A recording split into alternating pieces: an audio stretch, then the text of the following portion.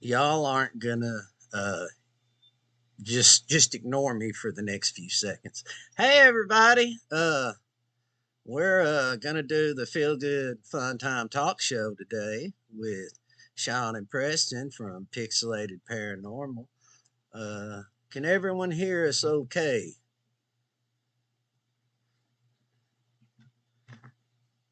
Scott, Assalamu alaikum, man. Fire Pixie. Salam alaikum. K West.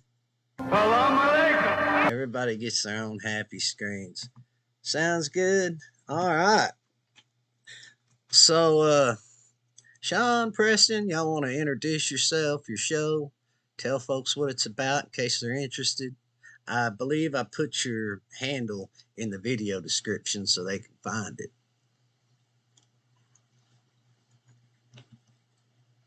Paranormal, yet another paranormal podcast where we get on and talk about weird and unusual stuff, mispronounce words, make fun of each other, and just celebrate our lifelong bond over the unusual and strange. Hell Preston, how yeah. would you describe it? I would describe it as a show about American folklore, roots throughout the world, and paranormal history and facts, and us fucking shit up. So There you go. we don't know how to pronunciate. Sometimes the facts don't matter. We're not Hey, too man, that's what picky this about is that, for. you know? Yep. Allegedly. Yep, exactly. Hell yeah, man. Well, yeah, we're stoked to be here, dude. This will be our second little project we're doing together. Hopefully the second of many, many more. Well, it all depends on what the hell's in this magic human skull. My original gimmick was I was going to try to get people to like send me dollars to take shots out of it, but you know, economy, so Yeah, we're that's going to right. have to use it as a raffle dish. There you go, man. Now, speaking of drinks, I do have me a little whiskey sour in this Mars Attacks tiki glass, so I just wanted to put that out there. Man, that movie kind of scared me. Like, Yeah. I mean, I was kind of scared of aliens anyway, but then they were like, knock and shit. Like, what? And I just don't see how I couldn't have got seduced by that alien girl. I got an issue with big heads. It wouldn't have worked. So, a quick anecdote. My grandma was part of that movie, actually. She was the stand-in double for Sylvia Sidney, who played the grandma. Oh, damn. Yeah. I got a whole leg piece tattoo dedicated to that, but I can't really lift my leg up because I don't have any pants on. Well, you know, that's not the first show I've been on where somebody was not wearing pants. And There we go. those that have been in my chat for a while know exactly what the fuck I'm talking about, and it was not me. Oh, nice. Preston, I think you should answer the first question from the Magic Skull. All right. All right, Lay it on man. me. I don't know what's in here. All of these were written under the influence of copious amounts of marijuana and, you know, possibly some benzodiazepines. So let's see. Some of these are going to be probably pretty normal, and some of them not so much. So, Preston, what is one thing you will never do again? I will definitely never fall off a ladder and shatter my wrist, so that I have to have 7 inches of steel put in my fucking body, because now I can't move my wrist like I used to be able to, and I'm like a crippled old man. It's going to suck in the nursing home, dude. Yep. The Viagra won't matter. Man, Shawn, I guess it's your turn. I guess some of these more interesting ones, maybe we should just ask you both. Yeah. What's one thing you won't ever do again, Shawn? Man, one thing I won't ever do again. I'll never eat clams again because apparently I'm allergic to them. And last time I may have been exposed, I ended up in the ER. And the only good thing that came out of that was some Benadryl straight to the vein, which was a real trip. But otherwise, you know. The Shadow Man challenge right there. You heard about that one? I didn't know that was a challenge. Well, oh no. I knew early on that me and Benadryl had some interesting effects. Like if I took 2 of them and refused to go to sleep, I'd start seeing dead people.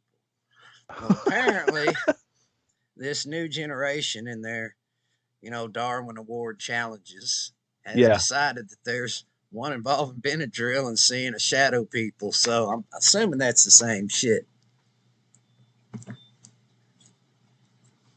Fuck that noise. Yeah. No shit, man. But, well, I don't know. I'd probably do it. Maybe I could live stream it. Hey, anybody in the chat think that'd be a good idea? Maybe I can get a few ingrates up here that really don't have any hopes, dreams, aspirations, or self-esteem. Well, I'll take Benadryl, wait for the Hat Man to show up. Why not? I mean, I normally can see that stuff just straight as an arrow, so. Yeah, but I mean, it'd be more fun if you were too incapacitated to run straight. Man, I mean, normally I'm too incapacitated to run at all because it's sleep paralysis. Yeah, that boo hag shit, man. Mm-hmm. Gotta get rid of that. Yep. Now I feel weird because I can't think of one thing I'll never do again. What's one thing you wish you could do? Well, I've got a lot of those. I Okay. used to think like if I ever got filthy rich, I'd buy up all the property around the dream homes of the people I hate, and I'd put in like pig farms and paper mills. I used to dream about stuff like that. Hell yeah, man. Chaos. Yes, and this is why God does not make me wealthy because He knows I will definitely abuse it. Yeah, yeah, there you go. I like the idea of doing paper mills. That's just kind of an old school, you God, know. the smell, the Uh-huh. smell, man. Ah! Well, your turn first, Shawn. All right, buddy. Earth, round, flat, or other?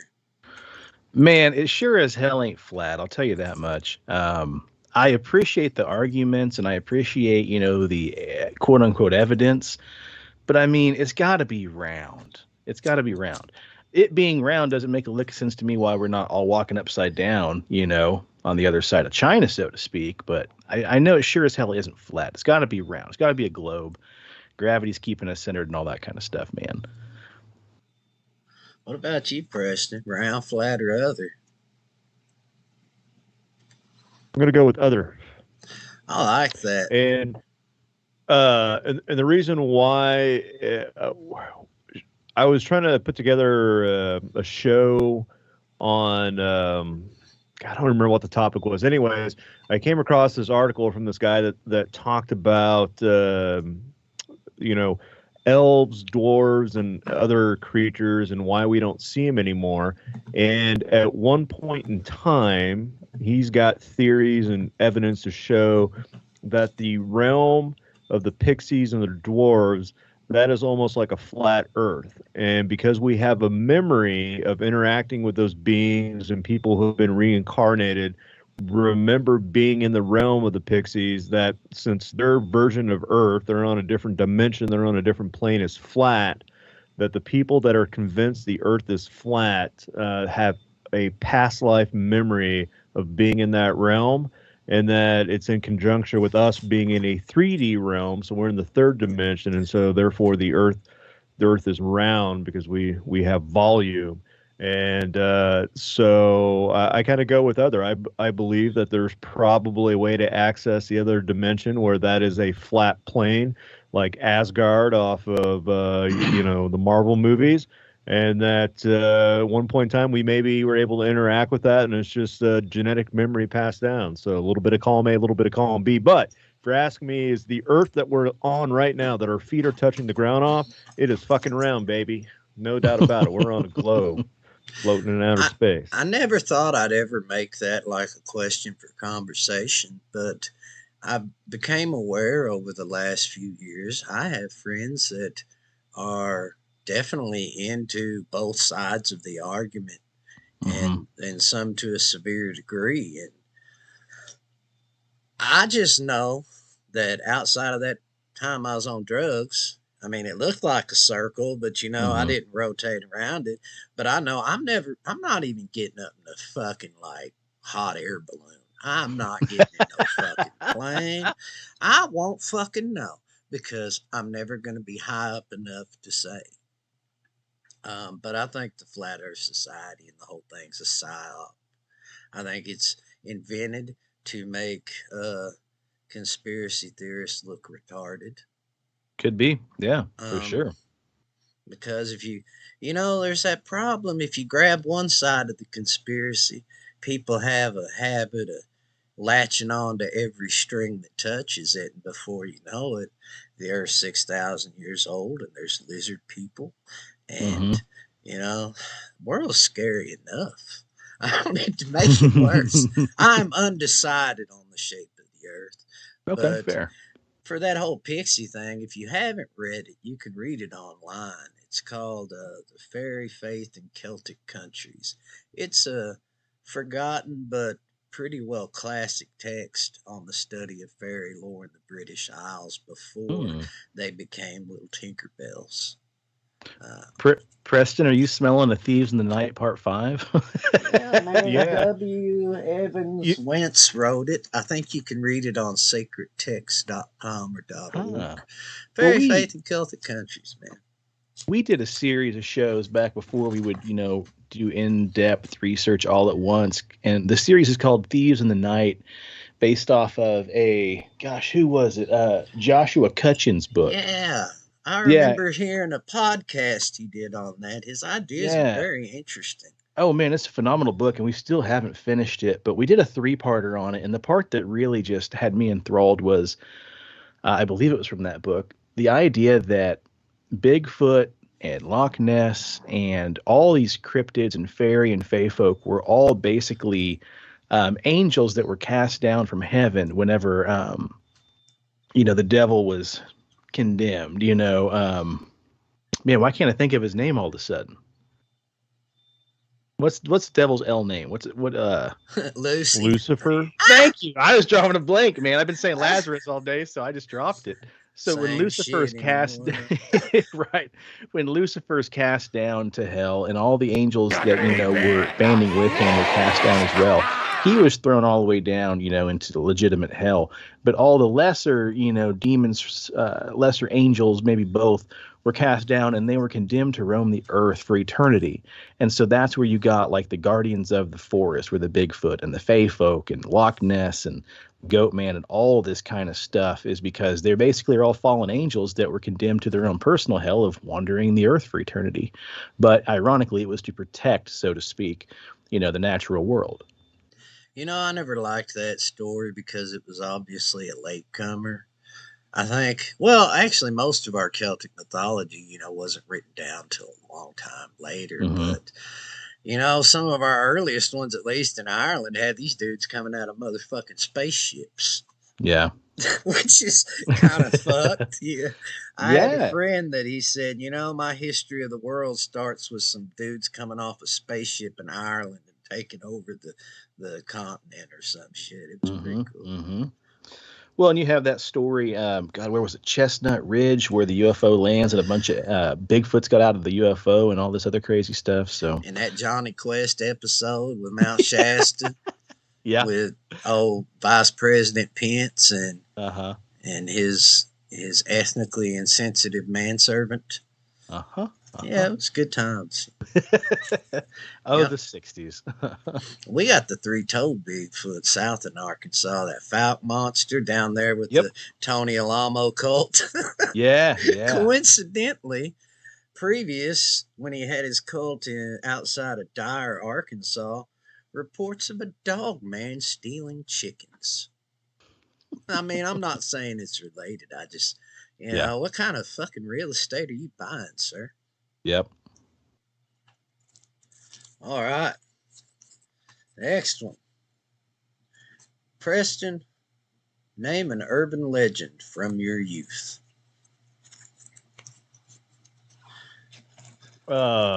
Shit. Man,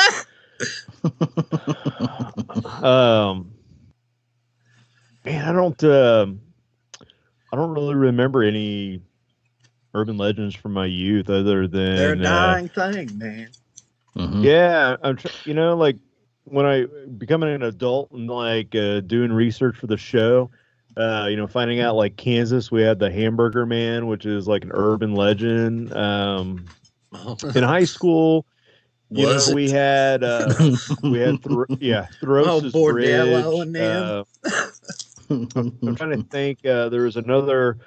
We have East Burrell's like a city within a city that we have here in the Wichita area. It was a small town that got, when Wichita was, developing, it kind of went around East Burrell, and then basically it's now in the middle of Wichita. And there's a section of the East Burrell wall that it is said that a young teenager committed suicide. And if you go out like late at night, you can still see the shadow of the body hanging from the wall. You can hear voices and stuff.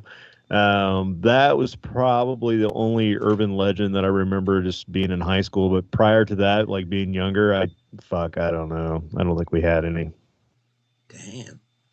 What about you, Shawn? No urban legends? Man, so I mean, we grew up with the classics like Bloody Mary and stuff like that, but a local one that I can think of would be Stoll Cemetery, Stull. In the city of Stoll, there's supposed to be a cemetery that's completely haunted and used to be a place for meetings of witches and, the occult and stuff like that. And Preston, am I right? Was that a gateway to hell as well? Wasn't I that in was that just show Supernatural? Probably. Stoll is one of these part of the seventh gate of hell. It's like the fifth or fourth gate, and I believe it. they had the town on lockdown. They got like a big metal fence up and fucking no trespassers and all that weird shit. Yeah. God, that'd be great. Like Yeah. have your own creepy haunted town. I wish I lived in a state where like real estate was reduced based on hauntings. Like in some places where you got like listed. Because like fuck man, give me the biggest mansion where all the orphans got murdered by the devil. If it's, cheap, it's fucking cheap. Right. If it's got sound bones, put me in it. As long as that thing's gonna last long enough for me to live without spending a bunch, I don't care if there's 37 ghosts of dead kids running around as long as they don't mess shit up. Yep. I ain't scared of kids. Just make them some ghost s'mores, they'll be all right. Read them bedtime. Hell yeah, man. But what's funny is like Preston, he oftentimes sells the show as being a show about folklore and modern folklore. And Lazarus, when you made the comment about, urban myths are kind of a dying, I don't think they're dying. I think they just evolved. And what we have now is creepypasta. It's just evolved with the times. That don't count. Well, you don't think Slender so? Man counted because that's a boy. The Slender Man Mysteries is a good book. Yeah, I might have that actually. There's actually been more Slender Man things since then. I'm figuring. Shawn, we had that one listener out of Egypt that was all about the show that like commented on everything until we did that creepy pasta episode on about the rake. Of the rake, and he's like, "It's fucking bullshit." Well, buddy, it's still a creepy story. That's why we covered it. We got hoes here. We don't have rakes. We got hoes. Yeah. Well, what about you, man? Do you have any big time urban legends? Well, man, when I first heard about that Bloody Mary, I just knew better. I ain't never pissing in the dark ever again. Right. I didn't like have to go test anything because I grew up in a haunted house and there was weird shit, and so I didn't want to like in any way possibly make it worse. And I thought Candyman happened in my neighborhood because I lived on the other side of the tracks from the projects, and there was that guy dead in that damn park bathroom, just like in the movie. We had guys wearing the same coats over there. I thought for sure, but I think what really triggered me the most was when I first saw what I thought was a vampire. Oh shit. And it had real long fingernails, and it was walking the streets in front of my house. Had long hair, seemed to be of dark complexion, and for decades, I'm like, dude, that's a fucking vampire, right? Yeah. Mm-hmm. Turns out it was actually just a local transient person. No, cross-dresser, something. I can't remember what they called him back then. But I thought because of Anne Rice, as a kid, I seen Interview with the Vampire. Anne Rice had me scared of this gay dude or whatever he was. But I thought that the local, guy was a fucking vampire wandering the fucking neighborhoods at night. Right. And this makes more sense when you realize that half of my neighborhood was Vietnamese and they all had altars outside for ghosts. So I've also got a neighborhood where there's fucking ghosts walking around and everybody's feeding them but us because mom said don't waste a damn orange. I'm trying to we're the only dudes not feeding them. No wonder I can't fucking sleep at night, mother. Where the fuck's my orange and my incense? Yeah, you're ruining the paranormal trick or treat, man. You just really mucked it up, dude. That shit was too real for me. Next one. Whoa. What happened to the Bermuda Triangle?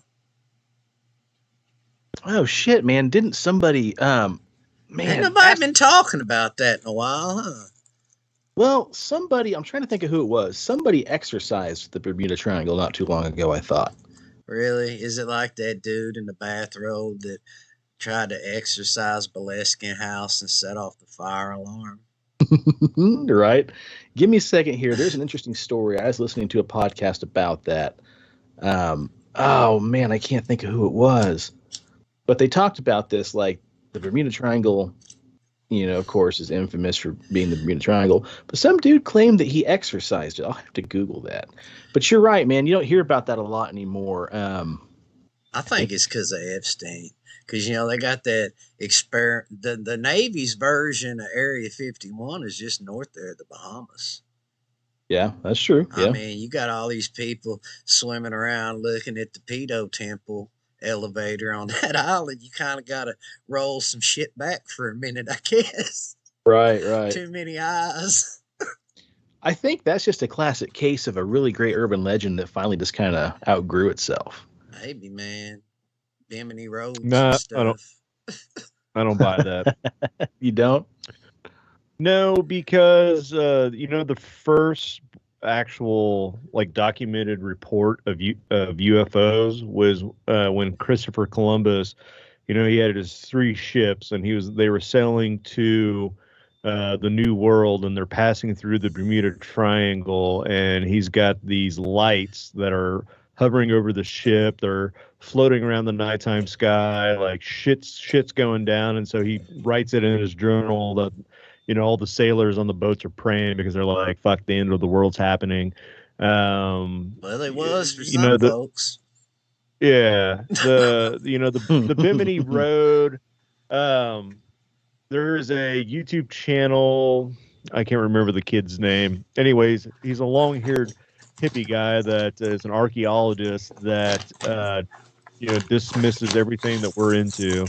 And he talks about how the Bimini Road is actually volcanized ground. So if you have an area where a volcano once went off and now it's underneath the sea, that will actually cause the rocks through science to take on like a square shape and look like something that they're not. And I like to be like Fox Mulder. I like to believe that was once a road that led to Atlantis, but this fucking kid pulled out science on me, so now I'm like, fuck, you just destroyed one of my childhood dreams.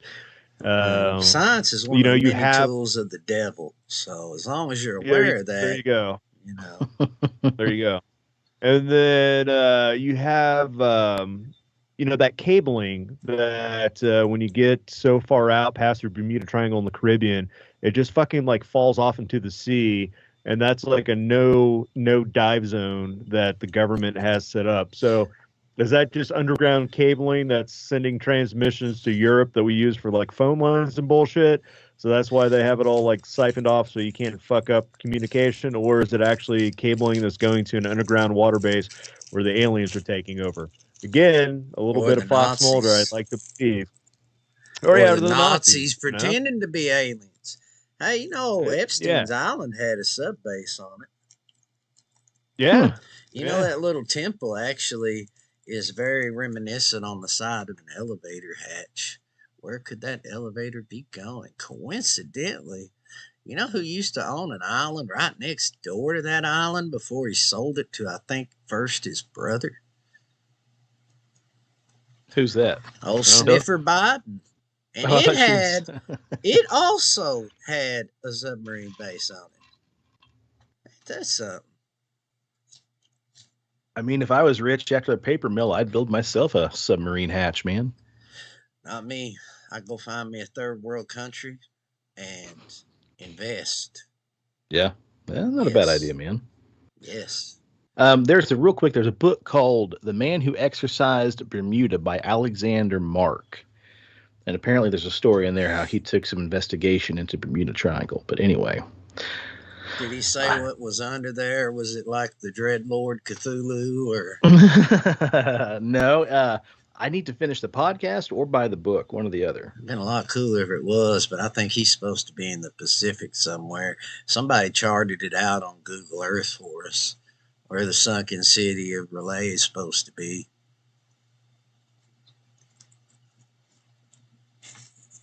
I Boy, think we I think lost him on that one. You see the smoke rolling out of our ears? All that Lovecraftian weirdness. I haven't dipped my toes too deep into Lovecraft yet.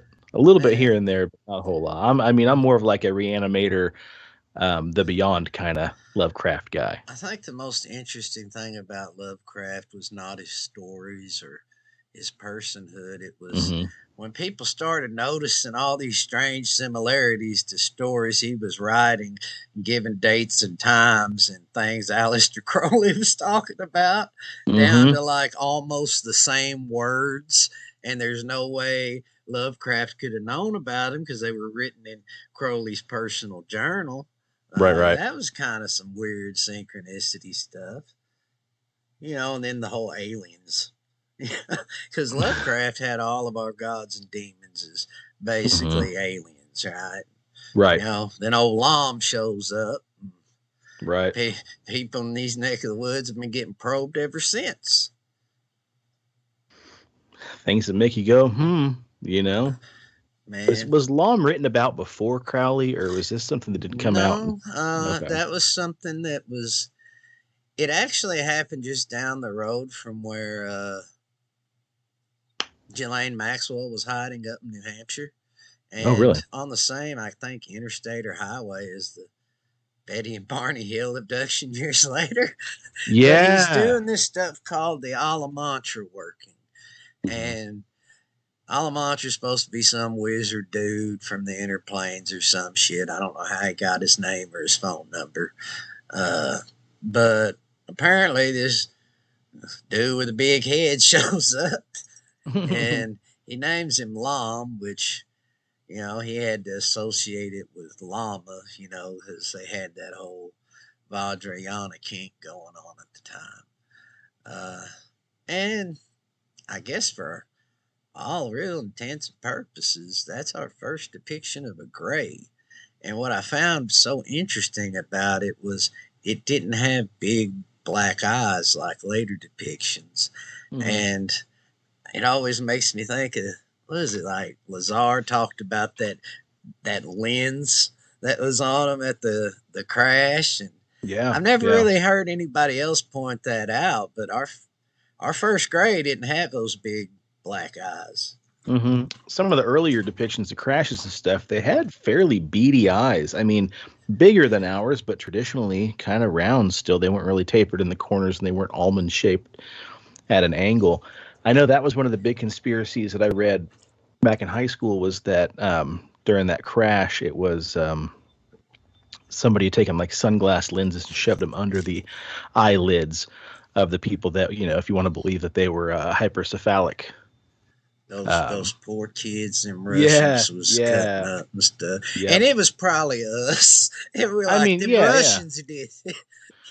No, we won World War II, and we went to assassinate a bunch of these guys, and they were up on a firing squad, and we said, we're going to kill you unless you want to come work for us. And then it's patriotic, Hey, man, American way, If it's your enemy, you might as well capture and capitalize it. Or whatever. I don't know who the fuck runs this show. Right. All right, next one. I hope this is a good one. Oh, fuck. Shape-shifting reptilians. Okay, fair. Yeah. Preston, are there shape-shifting reptilians? Well, according to an episode that I want to do for the show, below Los Angeles, there are reports of shape-shifting reptilians. And when settlers moved in after westward expansion, they discovered them, and then they fucking lit the area on fire, and purposely over the years have set forest fires to burn out their stuff and keep them hidden underground. So I'd like to believe, with all the problems that LA has going on, the number one reason why it's a cursed crap town is because of the shape-shifting reptilians that live underneath. Hell, I thought it was all the satanic rituals and murder. I thought it was the Vatican. Well, I mean, shit, them too. We can blame them for everything. I mean, to me, it's like the flat Earth. Like, I'll entertain it, and I love to read again the air quoted evidence of all this stuff, but I can't prove you it's not real, just like you can't prove to me like it is real. So I like to at least entertain the idea that sure, I mean, until you tell me otherwise, yeah, they live underground and they came out and they're, you know, running a cabal and they take up, half the government. Sure, why not? I can't remember this lady's name, but I know where to get the information. But she talked about how she was a victim of kind of MK Ultra experiments and abuse on a place called Beaver Island, uh, Mm-hmm.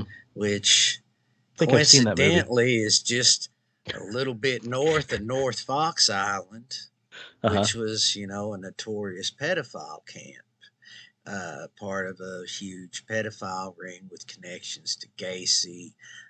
The flight plans were approved by John Ramsey's father. Mm-hmm. And actually, the day of that murder, the family flew to Charlevoix, which is on the mainland, a straight shot from North Fox Island, Mm-hmm. coincidentally. But she said that they were using like CGI stuff to make people seem like they were shape shifting reptiles as part of a psyop.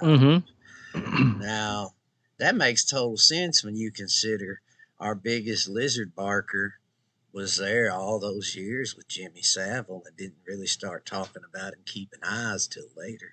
Mm-hmm. Mm-hmm. And if anybody don't seem like they had a MK Ultra snap moment, well, go back and look at the turquoise tracksuit days of David Icke the Christ. Mm-hmm. Mm-hmm. Oh man, yeah. I mean, that's a rabbit hole in itself, dude. David Icke was a gnarly dude.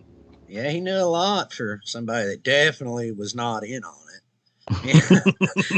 If you Right, know right. too much and you're still alive, you're part of the damn system. That's my my rule there, I guess.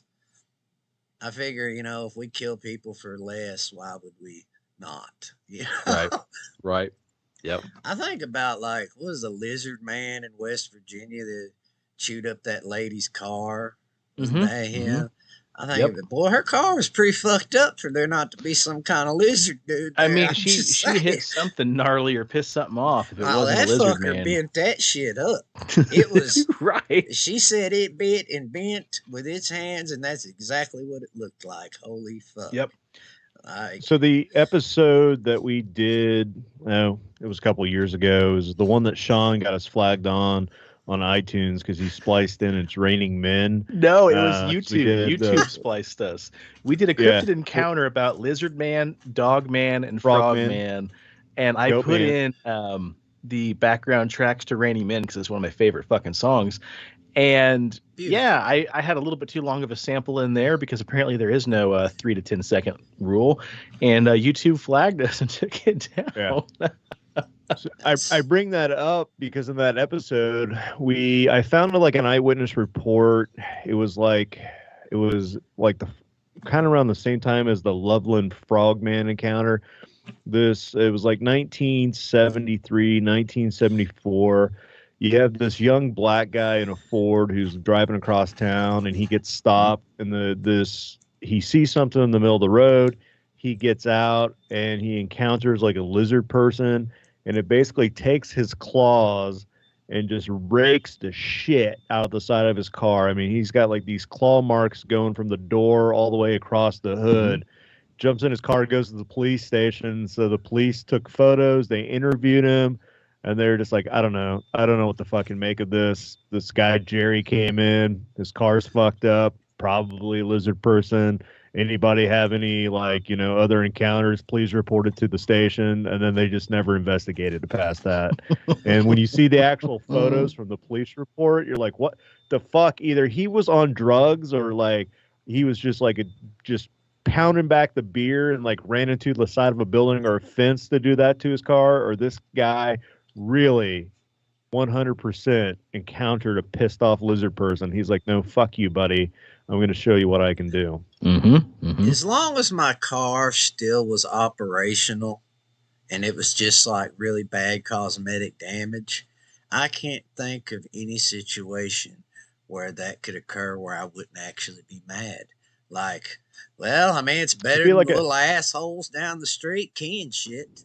I got a fucking yeah. lizard man tore the fuck out of the side of my car. Right. It's a badge of honor, right? Like you're Hell driving around like, yeah, check this the fuck's shit your out, problem, man? folks. Yeah, I had my dash fucking lizard cam on man. too, and my second one for when the cops take the first one. You always got to have that secondary one that hides as an air freshener or some other Okay. device. Just a stack of Be discarded prepared. mail dashboard. Mm-hmm. Hell yeah. You never know. It could be a shape-shifting police officer. Yeah. Well, forget lizard men. What about the old story from the 1960s? A bunch of people cited two nuns that apparently were tall whites dressed up in nun costumes that went out on a joyride in Las Vegas. You guys ever hear that story? No. I mean, it's again one of Sounds those urban Californian. legends. Yeah. It's one of those urban legends. There's not a lot of facts behind it, but apparently in the 60s there was a really weird rash of sightings of two very tall, very strange looking nuns that were going down to Vegas on a shopping spree, just buying all sorts of weird stuff because supposedly they thought that if they looked like nuns, then nobody would really question it. But in reality, in Vegas, everyone's like, why are these two nuns out here in a convertible just driving around buying, just random clothing and stuff like that? So forget lizard people. I want to know if the U.S. government's being ran by a bunch of alien nuns.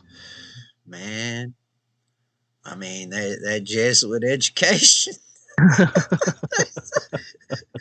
That was Fauci's education, Oh, yeah. Well, I just fucked this one up. Yep. I cussed my ass off and say all sorts of shit, but I said the magic scythe word there. Yeah, man. Forget Randy Men. You're going to be pulled for that. Hell yeah. Everybody thinks about, skinwalkers and shit, but I mean, no one ever thinks, why ain't there some like tribe out there shape shifting into Komodo dragons or something? Yep. I mean, maybe. Like, what if there's like some dudes out there shape shifting into giant roosters? I mean, awesome. Think about you could beat somebody's ass if you was a good, 8-foot tall rooster. I mean, you'd fuck somebody up. I used to have a nightmare about being chased by a giant rooster when I was little. Then that rooster will fuck you up quicker than Bigfoot probably will. Oh yeah, man. Those back feet claws. Hell yeah, them spurs will fuck you up.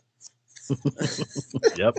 Well, it's funny you say that though. Oddly enough, it was just released that archaeologists just discovered this lost world of somewhere around like 415 lost Mayan cities that were buried in a jungle. And the thing that's super bizarre about that is they were all connected by early forms of highways. So, I mean, we've got our shape-shifting dog people here. For all we know, there could have been Komodo people down there.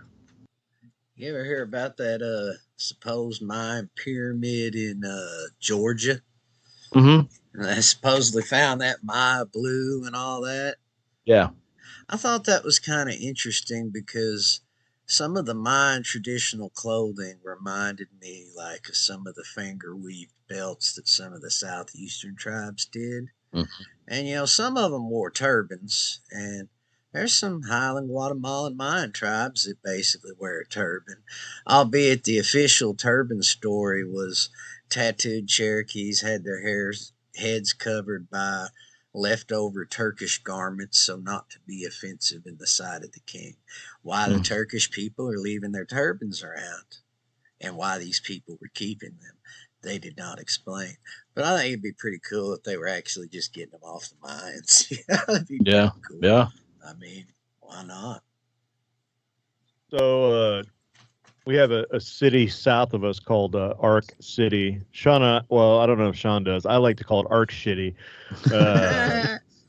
But lady she bought a house and it was 4 years ago now, and she was getting some work done in the backyard, and they were digging shit up and putting in like landscaping, and they found a fountain, like almost like an Aztec Mayan fountain, and rocks and carvings and stuff. And fuck. They're like, whoa, you gotta slow your fucking roll here. This is like an archaeological site. And so then they came in, and over the last couple of years, they keep digging up more and more South Predator's Central gonna come America. out that motherfucker, dude. Yeah. Bury it. And so what they've now discovered is there used to be a settlement that was kind of Arc City's on the border. It's the tip of Kansas, the very end of Kansas before you get to Oklahoma. And so that region used to be the central hub, like a trade center that all of your Plains Indians, all the way through like Missouri, Nebraska, and then all the way down south where, the mine area, that everybody would just basically come to the centralized hub. They had a city center, they would do trades, and they would just sit there and go back and forth. And when the conquistadors were trying to find, the city of gold, there's a journal, and they finally put two and two together. So for all these years, all these scholars are reading this fucking journal from some Spanish guys talking about like tall grass and fucking dreary, just desolate grasslands, like it's the ugliest setting to ever be, and we're never going to find the city of gold. And they're like, what the fuck was this guy talking about? Well, that fucking conquistador folks was in the upper part of Oklahoma, the bottom part of Kansas, and they were actually in the city center trying to find El Dorado, and they failed. So so when you say that that the Cherokees and all these people were wearing like headdresses similar to the Mayans, put two and two together, they were probably trading at this central hub that's smack dab Oklahoma, Kansas. So There were some Aztec or Mayan idols found in caves in the Ozarks. There was one kept in an old, and I don't even know if the place is still open, but it was up past Mountain Bird called Artist Point, overlooking Fort Smith. And it had this little museum, and it just happened to have this little Aztecish idol in it. And the Fort Smith Museum of History also has one, and the official explanation is some Spanish guy was exploring this cave real deep and dropped it because he's just going, carry all this shit he just took from Mexico on his back all the way to fucking Arkansas and go cave exploring with it on his back. It was in his Indiana Jones backpack, man. That's how that My works. ass, dude. They set up shrines to underworld gods and caves and shit. Like, that makes more sense. Of course there would be an Aztecish idol in a cave. That's kind of their thing. But I digress. Well, I was going to say the only weird thing I'd ever found when I was in southern Kansas is at a museum I went to that was a Native American museum. I found an autographed copy of Bicentennial Man signed by Robin Williams in the gift shop. Huh. Well, y'all got a whole trail of cannibals from where you're at, like to 4 hours west right now. Mm-hmm. Another paranormal group did a little, I guess, ghost tour in Wendyville, Missouri recently. Oh, wow. And that's where in 2021 a young lady named Cassidy Rainwater disappeared and was later gutted and butchered and had her flesh labeled with her initials and date to ensure freshness, put in a freezer, and allegedly eaten by two men, right? Holy shit. So these guys, this paranormal group's going out to the cemetery in town, and they're trying, talk to their ghosts, and all of a sudden you hear some woman scream, "Help me!" And they left because it was obviously not the scream of a ghost, and they called the police, and they just never showed up. Holy shit, they knew better. Wait a minute. Y'all got people being kept in cages and eating in this damn place, and you ain't going to show up for this call, and I'm supposed to believe y'all ain't in on it? I mean, you never somebody screaming, "Help me." Right. In the direction of known cannibals. Yeah. Holy shit, I never heard that story. Dude, you gotta check that place out. Like, there's a bed and breakfast there that you can stay in, and it's on a crossroads where some guy after the Civil War showed up on a horse and sat there all day and wouldn't talk to anybody, so somebody shot his ass. Damn. Buried him in the horse in the graveyard. I mean, fucking UFOs. There's a damn meteorite in town. That place is like hillbilly Twilight Zone, dude. There's a cult. Well, there's actually a lot of cults, but Right. like how did this all happen in a town of like 50 people? I think that's the problem, man. It's only 50 people there and they got bored, you know? Oh, bullshit, because a lot of them moved there from out of nowhere, which also makes you wonder how the hell they find that place to move to. Yep. Y'all got to check that place out sometime, Oh, yeah. Windyville. Well, if we go there, I'm not eating the breakfast. Well, I mean, if y'all ever want to go, I can probably hook you up with somebody. I know somebody that runs a place down there that won't eat you. Naked. Okay, good. You know, so I mean, I can't talk about everybody else, but at least that one won't eat you. Yeah, just give us whatever the magic password is. Damn, that's a shitty question. Why did I Uh-oh. write "Who are your heroes"? Oh, that's a good question, man. That's Stan awful. Lee. Stan Lee's a hero of mine, man. Shit. I don't have any heroes. No heroes at all? Man. Actually, I don't know, man. I think Brer Rabbit's my hero. I learned a long Fuck time yeah. ago not to have heroes amongst men because men will Mhm. always let you down. That's true. That's very true, man. What about you, Preston? Who's your hero? I mean, you know, Big John Wiener. That's going to be my number one if I think of like. I'm unaware of Just- this individual. Oh, buddy, that's you you- don't know the tales yeah. of Big John Wiener? No. Yeah. So you know, that's my old man, my pops. You know, just growing up, he was a real positive influence, and then you know his stories of blowing up Bigfoot in Vietnam, just everything else that he did. Shit. So if I have to look at your everyday modern Joe hero, it's always going to be Dad.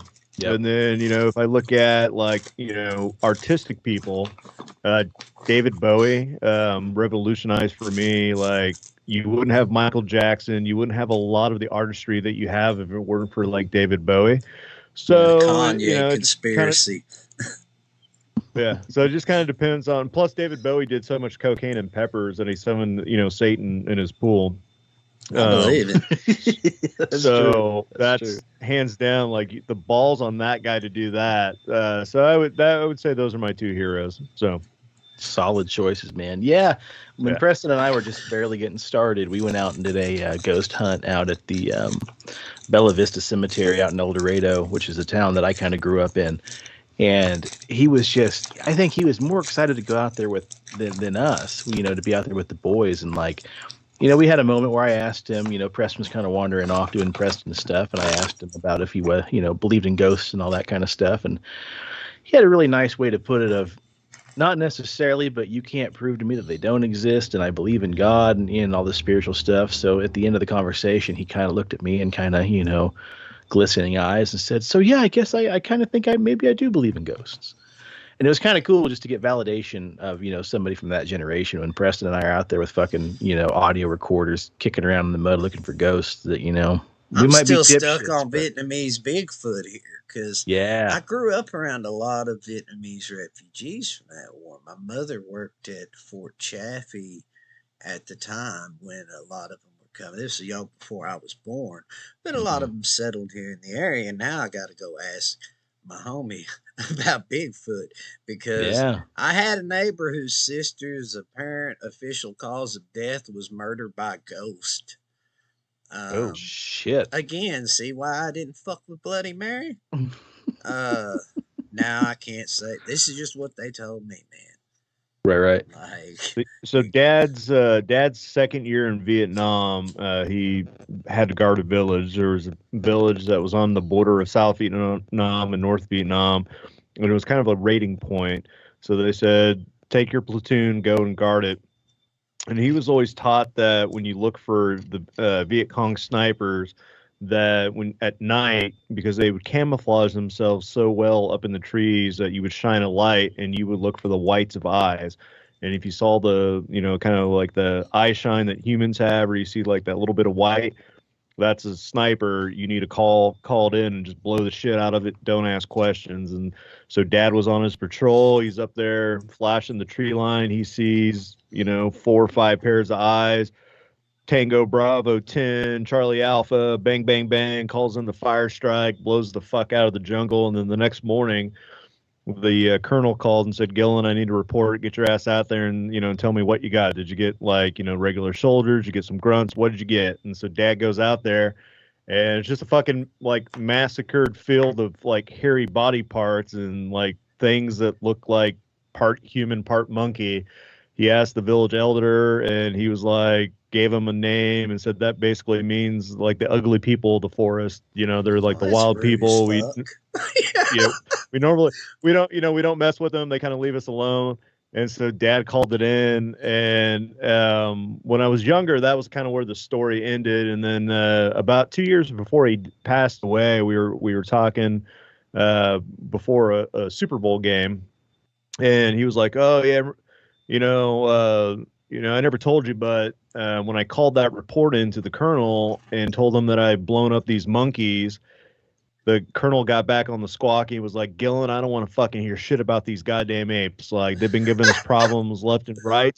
He's like, you make some shit up right now. You can tell me you got a 4-star general. You got the top of the Viet Cong army. I don't give a fuck, but do not put in your report that you blew up these goddamn apes. And so Dad's like, all right, so I just went and made some shit up. Like, I was a fucking hero of the day. I got some top generals, got some top lieutenants. I was told I That's wasn't able to dope. put the monkeys.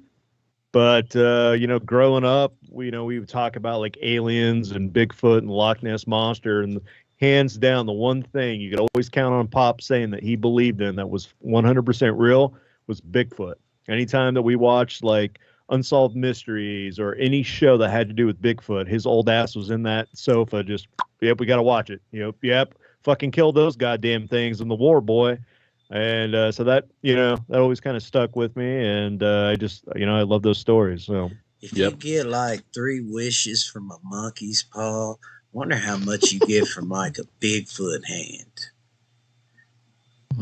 I'd give 2 wishes for that. I bet you yeah, there's some Chinese billionaires that'll pay a lot of money for powdered Bigfoot dick for their traditional medicines. Well, bringing on some virility. He's actually a part of the medicine over there. He's like in some Tibetan pharmaceutical texts and some Chinese ones. Yeah. He is seen as an elder in some villages over there in Asia, in the Himalayas. There was that old documentary, man, where supposedly they had the skull cap complete with hair and a severed paw of a yeti. I think it came to be that it was fake, but I remember The there was like skull a cap was goat. The paw, there's actually some interesting like backstory on that. There was a guy previous who went there and jacked some bones out of that paw and replaced them with some goat bones. He talked about it, and he said when he had them tested, they were primate. So years huh. later, some guy comes back, coincidentally tests the replaced stuff. Now I can't say that's exactly what happened, but that's the Hmm. report. Because I'd love to believe that there's some people out there dancing in Yeti caps, and it makes total sense. But Yeah. I actually went up on a Bigfoot hotspot once and scared the fuck out of myself. Now, were you stone cold sober, or were you Hell kind of no. getting? I was invited to this party in this place way off in the mountains in kind of like centralist Arkansas where I'd never Okay. been. And I mean, we're getting far the fuck out. Like, there ain't no Hmm. fucking lights. The stars is having like depth. I looked at my wife. Man, this is like, we're going to get abducted. Bigfoot's going to run across the road. We're far the fuck out. Hmm. And we show up to this place, and I have no idea how the vehicle got up there. Shit, we go in and she tells this fucker, she's like, yeah, he said this is, Bigfoot shit and all that. And I'm thinking, well, this guy's going to think I'm like making fun of where he lives because that's not it at Hmm. all. He Hmm. says, hey, walk down the hallway and open that last door and look to your left. Whole fucking room of Bigfoot casts, Dogman casts, hair shit, and lab reports. This, of all the fucking times for me to open my fucking mouth, this dude, he's like, I didn't even know nothing about this shit till I Yeah. first moved in. The first month I was there, something stole my sheep. And he said, "What the hell can take a sheep and take it out of the pen and run away with it alive? The only shit we got down there pretty much kills stuff first before it drags it off. So the idea that there's something that could carry a screaming sheep alive off into the wilderness is kind of fucked up, man." Well, And did he find the sheep later, or do we oh know that no, he that carried it sheep's off fucking alive? gone, dude. And Yeah. he got pictures of all them Bigfoot teepees and shit. Yeah. And so he's gonna say, like, "You want to go see the stone circle?" Well, Hmm. kinda, but you know, Yeah. there's so we're But kind of all not. right. Yeah. I don't even know these people. I don't know why the Yeah. fuck I got drug into this shit. We go I wasn't marching supposed to be off. here. It's fucking dark. Like, I know there's a pond there, and I could see how you would walk into it and drown because at the wrong angle, you can't see the shit. Yeah. So Yeah. we finally get to this stone circle, and all the drunk guys are making Bigfoot howls. And here's the homeowner getting pissed. He's like, "This is not funny. I'm tired of throwing shit at you. You're going to get hurt." He gets pissed and leaves us. Dude, we're like fucking a mile in the goddamn woods or some shit. I don't know where the fuck I'm at. I can see the Milky Way and stuff. Do you go with the landowner or do you stay with the drunk people with guns? Because I'm a little fucking freaked out, you know? Right. Right. Yeah. I didn't Yeah. see any Yeah. fucking Bigfoot. Dude, every damn time a twig snapped, I about fucking shit myself. I stuck with the drunks with the guns. I That's the figured way they to do could it. be a good distraction while I just scoot out like I'm late for class if something goes wrong. Yeah. I think of your options, that was probably the smarter way to be at, the drunks with the guns. Like, part of me's like, well, they could be talking shit to him, and maybe they're like grudgingly accepting this guy as long as he doesn't bitch too much about the stolen sheep. And like, Right. but Right. all I know is he had fucking a whole cast of prints, and if this was a setup joke on me, it was Hmm. the fucking best one ever because it freaked me the fuck out, and I still ain't been back. Fuck that shit. I fuck that stone circle. It was cool, Yeah. and they said like that when they camp, they had a tent in it. They said they camp in that little stone circle because, like, I guess the Bigfoot dude doesn't come up. And I didn't ask if, like, what was that shit just there when y'all got there? It looked pretty Hmm. fucking old. It had a lot of Right. moss and stuff on. I'm not a fucking rock scientist or geologist or whatever, but Rock fuck doctor. that place, man.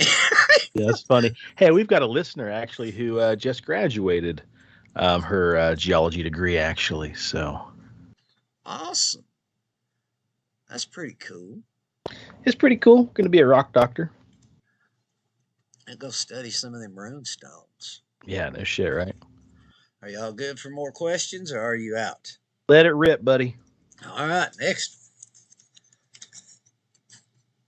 What is one conspiracy you believe is 100% true?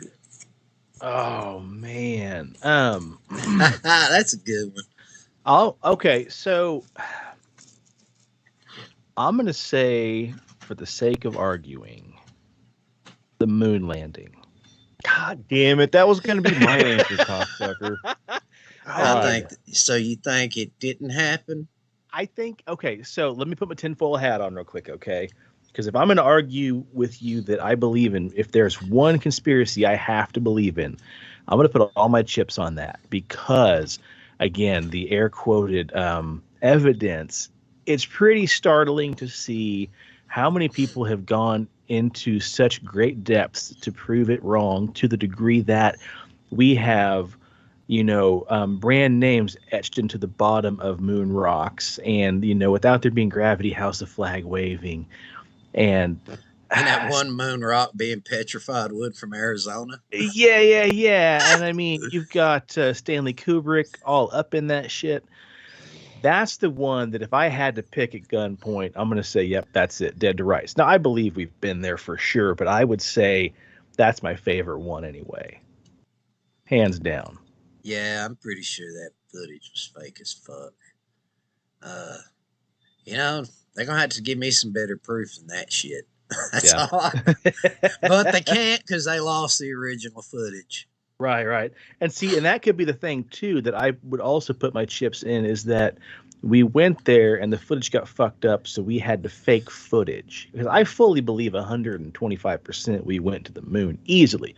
But the space race was so neck and neck and so cutthroat at the time. Like, if nothing else, maybe we went to the moon, but we were so scared we weren't going to make it. We went ahead and published and broadcasted that fake footage. And then we landed like, I don't know, 3 minutes late. So we still landed, but we're just like, oh, fuck it. Well, hey, it still counts, right? We made it, but the footage is I just know fucked. we didn't land in the shit in that video because they got it in a museum and you can measure the suits to the door and you can't go in and out of it. Yeah. So they didn't do it in that. Preston, what's your number 2 conspiracy? I switched it up.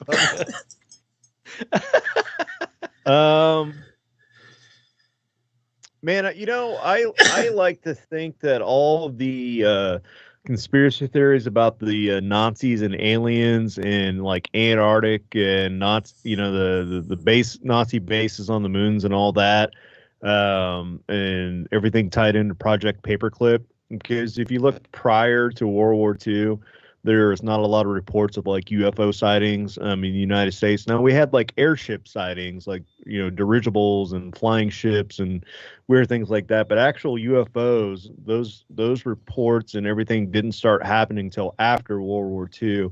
So if you think that the Nazis actually had this technology and they got it through occult means and they were reading ancient texts like the Mahabharata, and they discovered how, like, if you magnetize mercury and putting it around like a cylinder, like you create a flotating device, and they start creating their own UFOs, and then we start grabbing Nazi scientists and we're like, fuck you guys, you work for us now. And everything that comes with that bag of chips, like, I'm on board for that. Like, the idea that in Poland you have this thing called the crow's nest and you have this bell-shaped object, and the top Nazi scientists, as the American soldiers are coming in, they get in this fucking thing, and all of a sudden it just bloop, it vanishes, and they're like, "What the fuck?" And then all the underground caverns where like all the paperwork and all the sciences is imploded in, and we can't get to it. And then in Pennsylvania, 1972, in a rural area, like out in the middle of a farm field, this fucking gold bell that basically matches 100% the description of what was reported in 1944, 43 in Poland. And the U.S. government comes in, loads it up on a truck and says, no, you don't fucking talk about it. You didn't see a goddamn thing. I think the fucking Nazis like had some weird time travel experiments. Like, these fucking Nazi pricks were just like, we're going back to the mother or fatherland. We're going back into outer space. And they fucked up, and all of a sudden they get transported into like 1970 rural Pennsylvania with a bunch of fucking rednecks, and like the government's like, sorry, not the vacation you were looking for, Hans. Yeah, that's definitely the irony of time travel, is you land in a fucking part of backwoods America where people fucking hate Nazis. Well, why the fuck didn't they? I mean, you'd think though, if they had them fucking aliens and shit. Yep. But then again, I mean, Germany might have lost the war, but it sure doesn't seem like the Nazis did, if you think about it. But that's a whole fucking rabbit wormhole into hyperspace. Yeah. Man, I'd say, you know what, Preston, you handled that question eloquently. I didn't think you were going to have an answer. Lazarus, what about you, man? Give it to us, buddy. What's All right. I'm about to. I'm gonna get canceled on this one. What are you balls deep in right now? 100% and don't say Pizzagate. Believe, I'm not. It's much bigger okay. than that. Uh-oh. I 100% believe that there are wealthy individuals in our government that kidnap and traffic human beings for the purpose of organ harvesting, snuff films, and sexual slavery. I 100% believe that. 100%. I mean, if not the upper, nth percent, still, I'm sure that shit Franklin, goes on. Man. Oh, dude, yeah, okay, yeah. That's some pretty up there, folks. I mean, yeah, isn't the rumor that they found like countless, adolescent skeletons in his floorboards and shit, and he had, underage sex parties in his basement and shit like that? For some, Oh, Larry King made it into. I gotta look that up. He was on TV doing something recently. Now, when you say Franklin, we're talking about Ben Franklin, right? No, I'm talking about Oh, the fuck. Franklin fucking credit union. Oh shit! I was The talking about fucking Benjamin Franklin. conspiracy of silence. Yeah, that dude Oh too, boy. fucking weirdo. I Yeah, don't he was the one trust that had his the. ass either. He was a nudist and wrote a book about farting and hung out at the Hellfire Club. So we got the trifecta of SRA, man. We got a poop fascination, I mean, whoa. nudity, fringe religion. Calm down on the farting thing. 'Cause your boy Shawn likes to fart like There ain't like a nothing wrong ninja. with fart jokes, but you gonna write a book I about it mean, to yeah. encourage it while also being a nudist, while also having a bunch of dead kids in your garden, while also hanging out with a place called the fucking Hellfire Club. But I mean, the dude did invent electricity, right? Ah, horse dookie. They found them Baghdad batteries, man. Fucking dude out there with a kite. Shit, that was some kid's kite that was buried in his backyard. He ganked it and his fucking house key. That's And his fucking, house key. yeah, he was trying to get rid of the evidence, and I- folks showed up. He's like, "No, man, I'm just doing a science experiment." Yeah, sorry guys, I'm just doing a science. Doing And a then he science. But think just happened to have a about it. storm roll through and zapped his ass, and he's like, "Oh You got god, connections to serendipitous." satanic rituals, Sure. connections to dead kids, and to poop. I mean, for some reason that smearing poop on everything shows up in all them cases over and over. Mm. Well, I mean, we clearly Nazis are fucking terrible people, and I'm not about to say they weren't, but we give them such shit for experimenting on people and children. But I mean, at the same time, like, We did I'm it. sure We that still do. exactly. I was gonna say that shit still goes on here. So I Yeah. mean, yeah, man. I mean, that kind of thing's been going on since the dawn of time, as far as what alluding back to what you were saying earlier. Yeah. Yeah, I mean, yeah, that's one thing I 100% believe. And I think if anyone really did some research, they'd find that it's way too true and terrifying. If you haven't seen Conspiracy of Silence, definitely watch that. It will make you vomit. Oh man, yeah. Is it streaming on anything, or is this like a little darker It was than that? actually canceled, but I think you can find it online if you look. Okay. Twitter probably got it for free, but Yeah. they wanted to cancel this documentary so bad that Discovery was purchased at the last minute to be able to keep it from going on the air. Oh damn! Wow. And if Okay. you're not familiar, it involves a little credit union in Franklin, Nebraska, which was, amongst other clients, they were holding millions for NAMBLA. They were laundering some of the Iran-Contra money from the cocaine smuggling in Mena, Arkansas. And we're also providing child prostitutes for wealthy people's parties. Mm-hmm. The Bushes were involved. Mm-hmm. Warren Buffett was involved directly in that. And hell, he's still up there in Omaha making all that money, ain't he? Yeah. I think the I did startling... not kill myself. Yeah. Do we all need to say that? I think the thing that gets me, though, about a good conspiracy or a fucking terrible one is that there's an ounce of truth and a pound of prevention. So you're saying, this, and then you also have Pizzagate. You also have the Wayfair conspiracy about them trafficking people based on children's names with high dollar armoires and shit like that. Like, it's hard not to at least put a few chips in the pile that says something is a little bit true.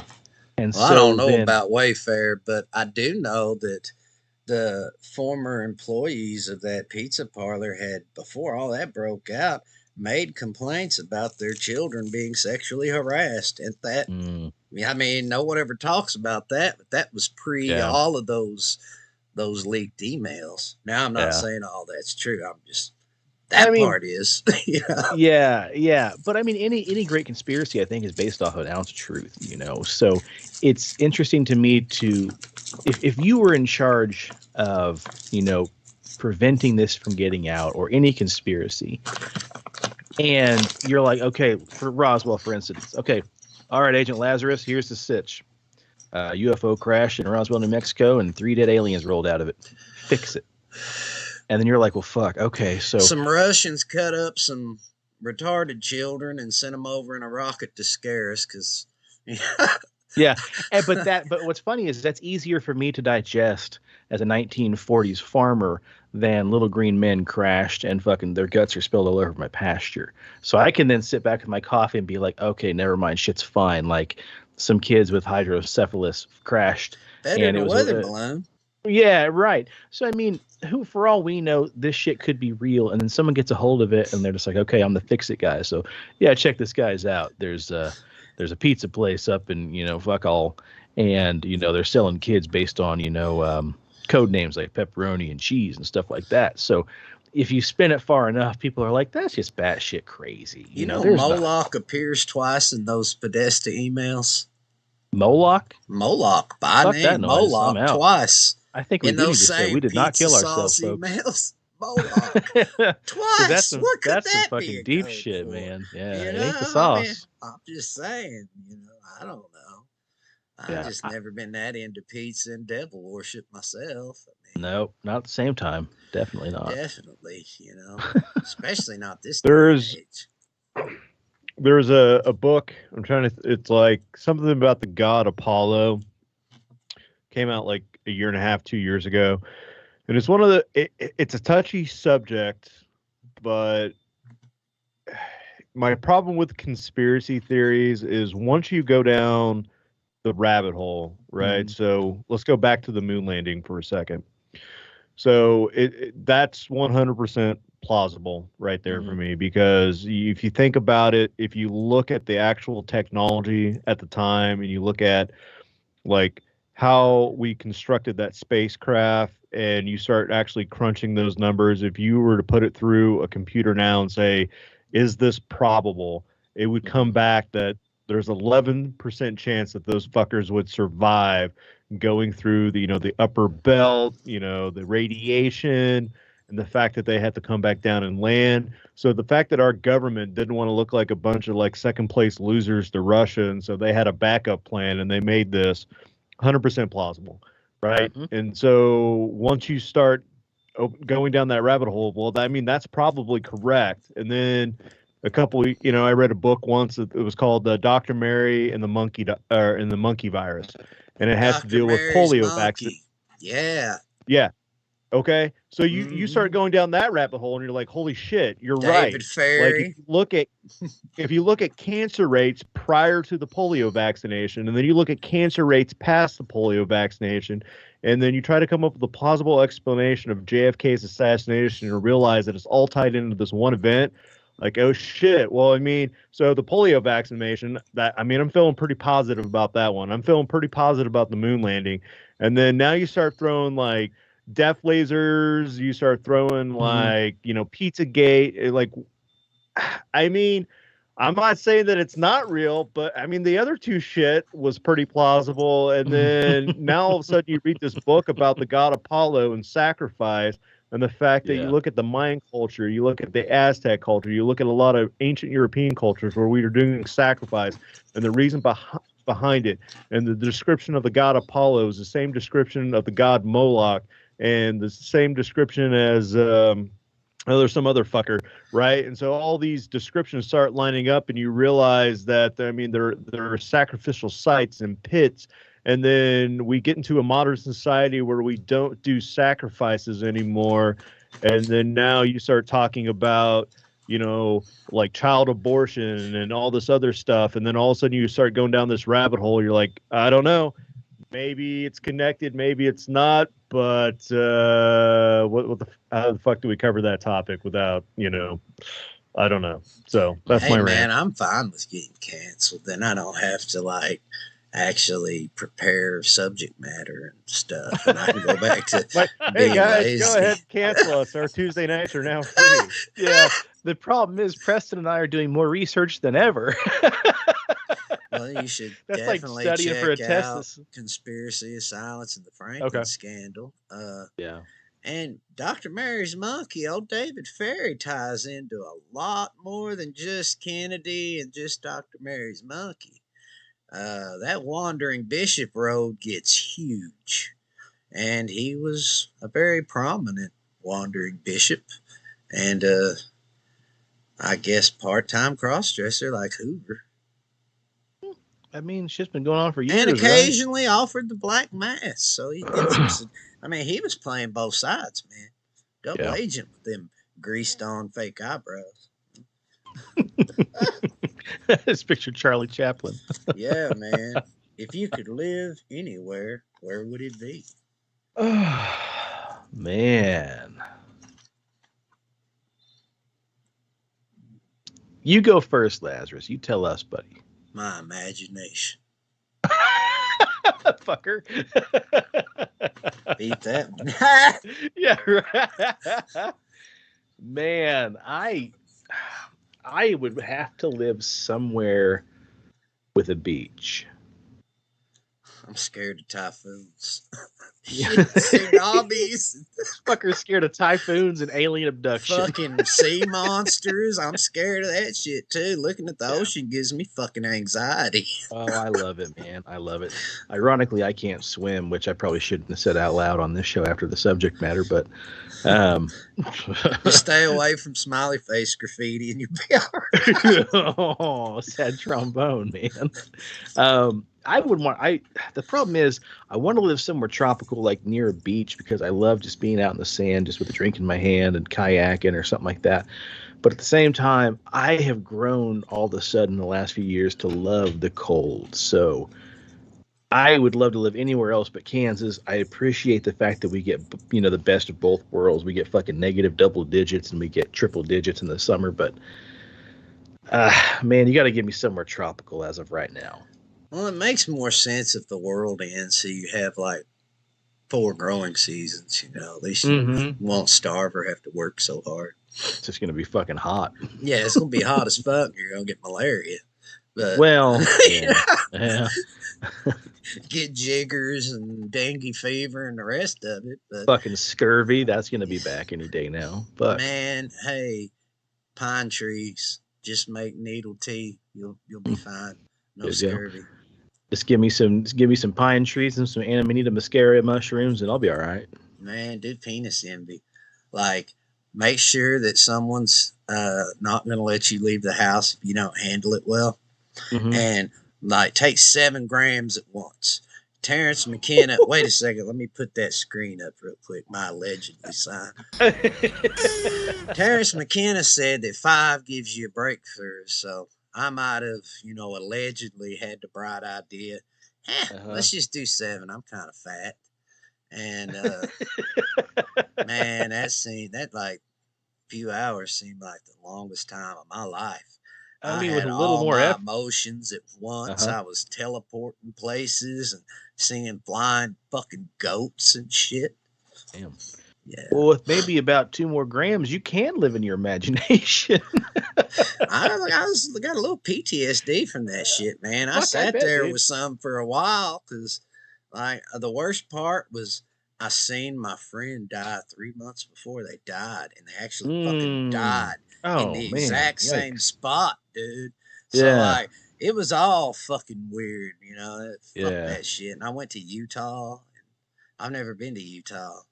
I was in a subway. There's a big green-headed Jesus floating around. I was all. Are we talking about a train station or sandwich shop? Like a train station. Okay. I was fucking teleporting everywhere until I showed up with all the flying fucking goats. Oh, it was a trip, but definitely 10 out of 10 recommend. 5 will do you. Better take 7. Yeah. What movie was that? American Pie? 2? Better make it 3. Have you ever seen a UFO? Fuck yeah. All right. Yeah, so let me take this one first. My wife and I were out in El Dorado where we lived. Had a nice little apartment on the edge of town, and this apartment complex was the very end of a really nice walking path, paved bike trail. And one night we were out walking, and we're probably, I don't know, quarter mile, maybe a half mile or so from our apartment, and we happened to look to the south. And I forget who saw it first, me or her, one or the other. But you look over to the south and you see like 4 or 5 little anamorphic blobs that were gray and translucent, and they're kind of coming up at like a 45-degree angle. Sorry, I've been drinking. 45-degree angle. And you see one kind of pop up above the tree line, and then two, and then three, and then four, and then five. And all of a sudden, we've got this straight line of these 5 anamorphic transparent blobs. And I thought, okay, someone must have let go some balloons at the Civic Center, because we're like, boom, straight shot to our Civic Center, which is rented out for like weddings and parties and everything else. And we're watching and watching and watching, and probably for 30 seconds. Then, one by one, they level out straight, and they're now flying straight in a straight line. And so at this point, we're both looking at this, just like wondering what the fuck's going on. And you're watching, and it's moving, I mean, a pretty decent distance across the sky, because now we're looking like east. And right when you get about northeast, this line of these weird little blobs disappear behind a tree. And before we could say, what the fuck was that? Boom, light flashes, sky lights up like it's daytime for like a half a second, and then a streak of light just takes off across the sky, almost westward. So we watch this thing in like 3/4 of a circle, just round and around and around. It hits a tree line, it disappears behind the trees, and a flash and a streak of light just pew! And it messed us up. Well, I'll say it messed me up. Bad enough that I called 911 and asked if anybody else had reported seeing this, and they're just like, no, nothing else. No goddamn body. Especially the damn 5-0. Yeah, well, and I had a good friend of mine who has since passed, but he worked El Dorado PD, and I checked in with him the next day, and he's just like, no, man, nobody else reported that, and he would have told me honestly if they'd had, but that was just one of the many. Presto, what about you, buddy boy? Fuck no, I've never seen a UFO. Short and sweet. Man, do you spend any time outside looking up? Oh, dude, I live out in the country. Like right now, this is telescope beer drinking season, where I go out there and fucking get the telescope out, look at the nighttime sky, smoke my pipe. I got my pipe tobacco, my cigars, my whiskey. I spend hours out there, and I haven't seen dick. Well, look in the direction of your nearest military base for best results. Yeah. I think the coolest one I seen was close enough to the ground that I knew, and I was young, so I wasn't even smoking cigarettes at the time. I was like 16, 17, somewhere in there, some shit. And it was kind of triangle shaped, but a little scalloped on the back, and had 3 big lights on the bottom, and about halfway up the sides to the front, it had windows, and it was kind of trapezoided, And this fucker was swimming like a fucking snake in the sky with this little low hump. And a guy I went to school with, I won't name his name because he might get fucking mad, but he was there, and it happened by an abandoned rock quarry on Highway 282 in Van Buren, Arkansas, for anybody wanting to look that shit up on Google Earth. Do you have latitude and longitude? You'll see. The address was 1926 Highway 282, Van Buren, Arkansas. And I fucking ran in. Dude was like, whoa, wait, nah, fuck you, man. I left my homie there. I didn't give a shit. These things cut up cows. He was fatter than me. They probe people. I went to fuck inside. I didn't. No, you go walk to your car by your goddamn self. I ain't going out there. Let his butthole get cored out. You damn right. That thing was fucking huge. And it was low to the fucking ground, like low enough you could see the seams in the thing. There were seams in it. Like, I could draw the motherfucker. It was low. Like, we could have shot at it probably. Damn. Like, I mean, we're borderline Kelly Hopkinsville goblin territory now, man. Well, I ain't had no goblins that I know of. They said them little people out there at Wolf Creek, but you don't see them, you just hear them. But it ain't nothing about I don't know anybody talking about goblins. Well, what's out there at Wolf Creek, like Tommy knockers or what? No, man, and like the Yunwi the little people. Like, yeah. You go out there and sing them medicine songs and shit, and you hear them dancing and stuff. Interesting, man. Wow. Well, like I said, they just discovered like 400 Mayan cities based off of this really intricate highway system. So, I mean, They need to who bury knows that what's out shit. there? It's like that big ass rock, that demon rock in Japan breaks, and everything's went to shit since they shot Harambe. Definitely. I mean, who knows, man? It could have been some kind of Oni, that was brought back to watch over everybody. We just fucked it all up. Dude, you just never know. You never know. Are y'all still good? You got to let me know when you're. Yeah, what time you got to jump off here, Presto? You got time for a couple more? Yeah, y'all got to let me know because I'm stoned. Let me turn my volume back up. Yeah, I'd say I'm good till 10:20, 10:30. Fuck it. I don't care. All right. Agree. I had to skip some of these questions because we actually already talked about them in our filtered them out, huh? There you go. Oh, here's one. Uh-oh. Land beyond Antarctica ? Well, doesn't that circle back to round versus flat Earth? It can still be round and be bigger than you realize, or it could be flat and bigger than you realize. There could be, let's just make it a rounder question. Do you think there might be more continents than we have been made aware? Could there be more lands out there that we have not been made fully aware of? For sure. So when I say lands, when I think lands past Antarctica, what I'm thinking of, so Antarctica has that no-fly zone, and it's when you look it up, and they're like, well, the problem is that's the last continent on Earth, and everybody owns a piece of it. So Russia's welcome, China's welcome, Germany's welcome, everybody's welcome to Antarctica. No, fuck that. There's a portal that leads to like the center of the earth. I mean, King Kong, you've seen all those fucking movies, and that's where the Nazis that escaped, that's where all those motherfuckers went. They got through that portal, and they're fucking in Shangri-La. Like, there's some weird government conspiracies going on there. Yep. That's where the fucking Nazi Bell went. That's where all these guys' submarines go. May Brussel. No, rednecks in Pennsylvania got the Nazi Bell. We already covered that. May Brussel did a report in 1983 that referenced talks of Nazi UFO bases in Antarctica, the Moon, and Mars in 1983. Damn. Yeah, that's before. I mean, we're not the first man. three idiots. We're not the first three idiots to think about this. Like this. These conversations have been going on for years. But yeah. 1983, you just don't think anybody's really thinking about Nazi UFOs in Antarctica in 83. We're getting down on Pac-Man and, 3 liters of orange soda and shit like that. Mixed rush tapes. Fuck. Surge. That was like more like 90. God, that shit. I wonder if they said it like killed your kidneys. Probably. Oh, here's a good one.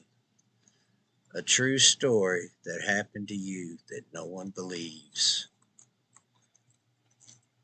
And I'm sure there's a lot of them.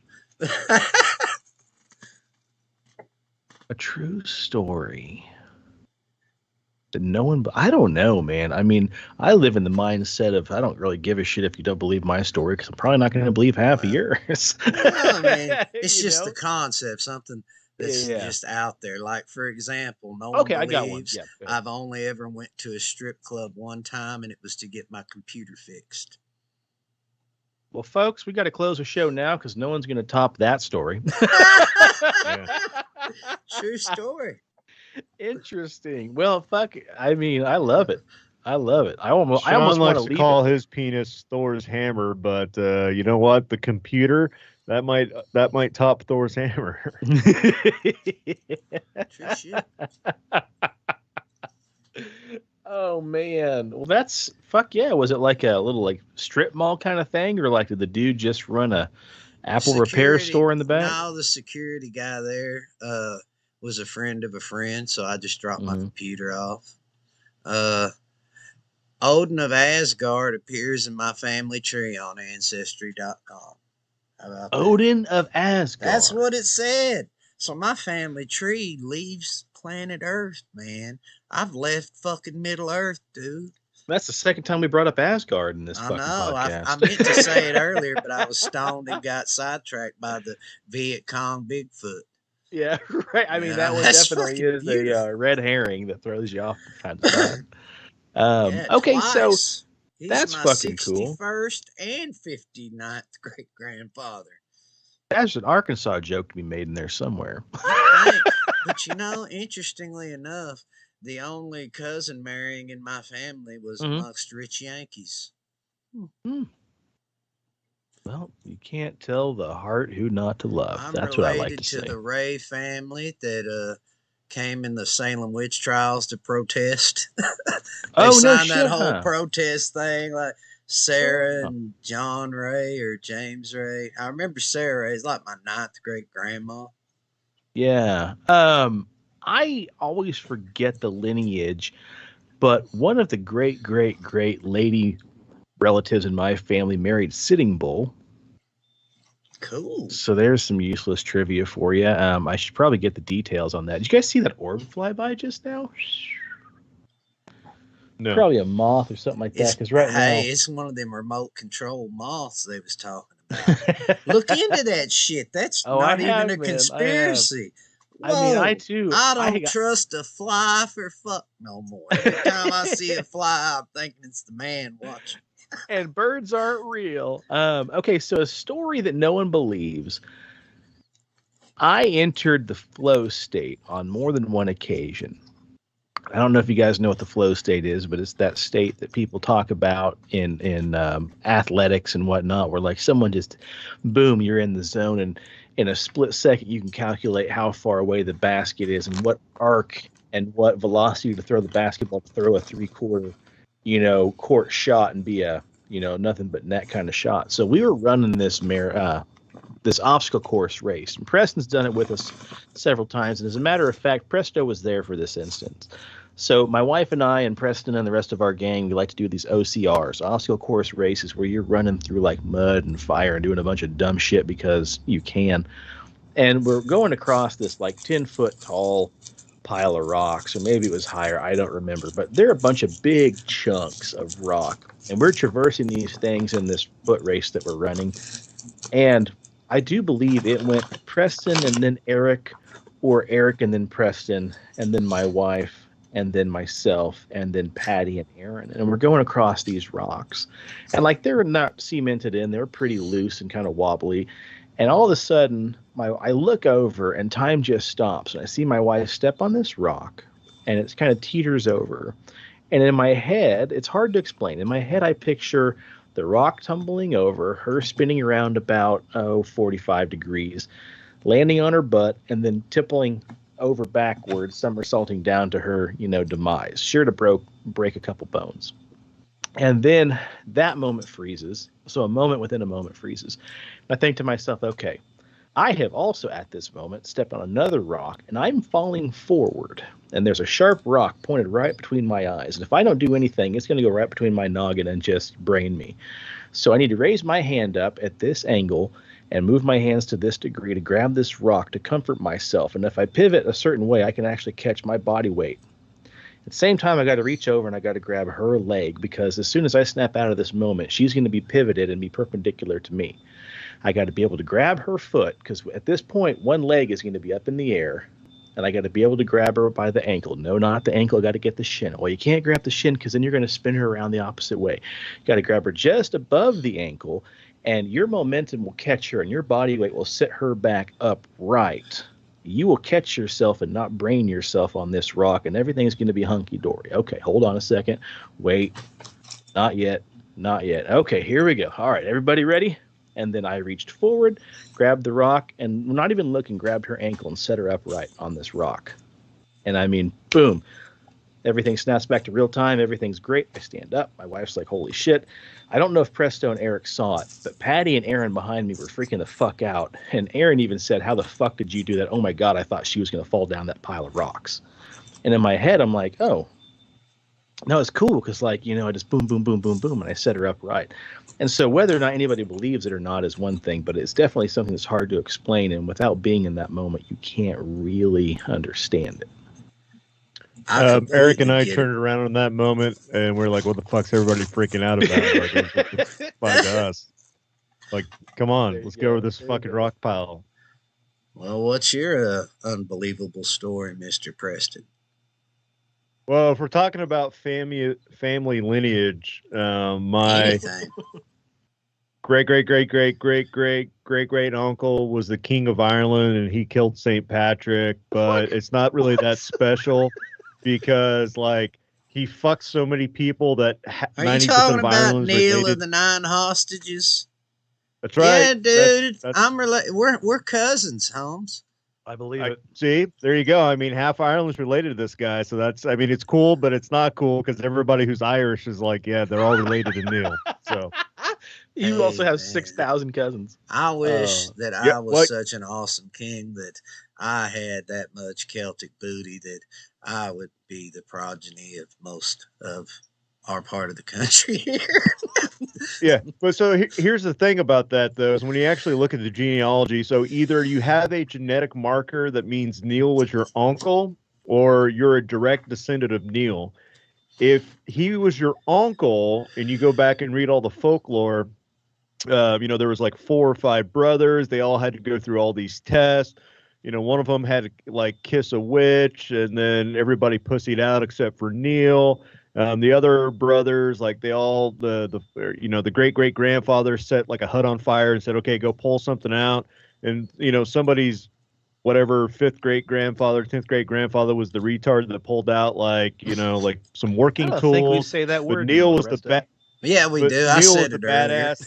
I know. There you I go. know. Neil was the badass that pulled out like the anvil. Like he's like got balls of steel and like this hut's burning around him, right? And so basically, one of my relatives was like not that great, and it ended up getting killed. But I mean, I still survived. Here I am. So Neil's the magic grandson happened. was Saint Columba, who allegedly exorcised the Loch Ness monster for 300 years.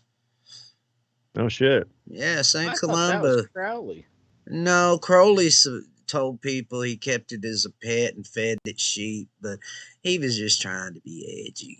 He probably killed a sheep or two and He threw it was out trying to there. be edgy. Come the Yeah. fuck on. You wasn't out there communing with the fucking Loch Ness monster. You were beating your fucking I wife. was in the middle of the nest, and there I was pulling on my dick, trying to, He was bring hanging his forth the wife god upside Baal. down in the Next thing I closet. know, the Loch Ness monster came forward, guys, and I'm the And, reason why the loch is haunted now. and that's why we call it making a messy Nessie, folks. That's right. I don't know if it's true, but Um, I could believe that maybe Barbara Bush is his granddaughter. They fucking look a lot alike when they got older. ooh. Barbara got older and you put her next to his ass. There's some interesting resemblance there. Just saying. Last So question, now, man. Hmm? oh, okay. No, go ahead. I was gonna look at this. Oh, okay, so like a story that most people like when I tell it, they're like, "Yeah, it's probably bullshit." About 8 years ago, I started doing like past life meditation and really kind of focusing on that. And I woke up one night, and my son was about 2 years old at the time, and I could hear him like crying in his room. So I got up. I'm walking out of the bedroom. I'm going down the hallway. I get close to his room, and you know how like if you stare at a light long enough and you kind of look away, you see like spots of color. Yeah. So when I get to his room, my eyesight goes out. I can't see anything, and I just see like yellow and blue squares. And then, as clear as day, I hear this female voice go, "William the White." And I was like, "Oh, that's fucking weird." And so the next day, I get on the interwebs and bleep blop bloop, and I'm looking up information. And I'm not really finding anything. And months go by, I'm doing more past life meditation and stuff, and then I start to get this I'm in this trance, and I see this guy. It looks like he's in a church, and he's kneeling at an altar, and he's praying, and he's kind of in like crusader garb, like he looks like the Knights Templar outfit, and I hear that same female voice. And she's like 11:47, 11:49. She says this date. And so I snap out of it. I'm like, oh shit, my lunch is over with. My alarm goes off. I'm like, that was fucking weird. So I get on the internet and I start looking up, people who died. And I find it was like, let's say it's like 1147. And so I look up the dates, people who died, historical people who died around 1147, and I find record of a knight of the Crusade, William de Warenne, who was born in the first known, like the year that he was born, that was the first known leap year. And I'm born on February 29th, so I'm a leap year baby. And he was called, his nickname was William the White, because anytime there was a battle, he's like, dude, I'm getting the fuck out of Dodge. I'm not sticking around for this. So he always just ran the other way. Fuck And I'm yeah. like, yeah, I'm like, so if that's not something tied to a past life memory, or like maybe I just, What if you find like typed a into the painting of him afterlife and y'all look internet and alike? data bank, but there's no way for me to get this information. So for me, it was always weird that the connection was he was born in one of the first leap years, and I'm born on leap year, and every time I did this meditation, I started getting this information. So a lot of people are like, dude, you're fucking crazy. But I'm like, I like to think that, See if I'm, you can find a I'm a, painting of the guy, man. That'd be wild if y'all like looked Yeah. alike. Fuck yeah, let's Yeah. Ghostbusters 2 this shit, man. Dude. yeah. All right, this is the magic ending question for the evening. All right. And it's favorite TV show as a child. Man, that's a good one. Here in a few years, it's going to be like favorite podcast, favorite TikTok, or Yeah. whatever. Favorite YouTuber, yeah. Man, favorite TV show as a child. Oh, we lost Preston. I think he must have took his pants off. No, my camera just froze, so I'm turning it back on. Oh, okay. So let's say this one, Mork and Mindy. Loved that show. Mork and Mindy was so fucking fantastic, and my grandma lived like about half an hour outside of El Dorado, and she worked at a nursing home, and she's a legendary CNA. God, rest her soul. And if it got bad enough out where it was going to snow or ice over, she'd just, stay at our house, and she'd sleep in the basement in the living room or the family room. And I'd always sneak out there, and we'd lay on the day bed, and we'd watch Nick at Night. And, we'd watch I Love Lucy and some other stuff, and then Mork and Mindy would come on. And we used to just get so excited to watch it, and she'd be so tickled just because of how zany Robin Williams was. And like, I remember just watching this show thinking, this is a live action cartoon. Like, this dude just go, never stops, never slows down. And so I attribute that to some of my wittiness and some quick thinking, because you just had to be on it or you would miss, jokes and storylines and everything else. And I just really loved watching that show with my grandma, late at night when I was little. I loved that show, man. That shit was dope.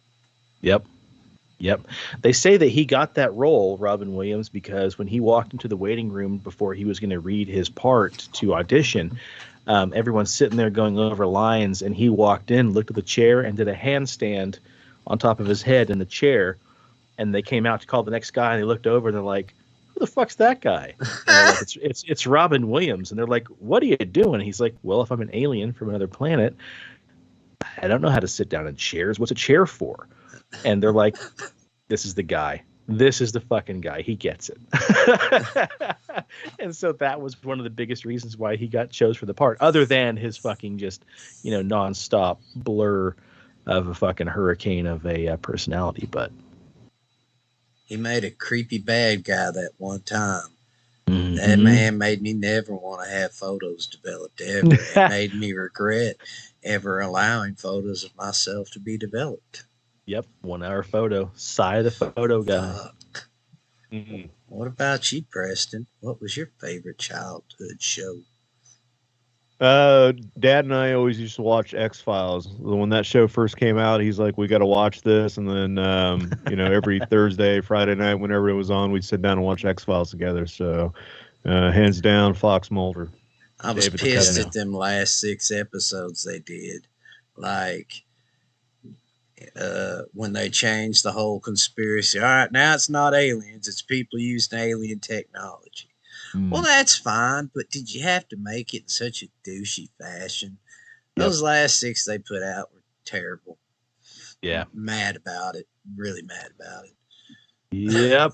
I got to agree, man. It was a bit jarring, but did you ever watch the new stuff? Season like I don't know what That's was it, what I'm 11? talking about. The Oh, new one where okay. they Gotcha. changed the whole shit.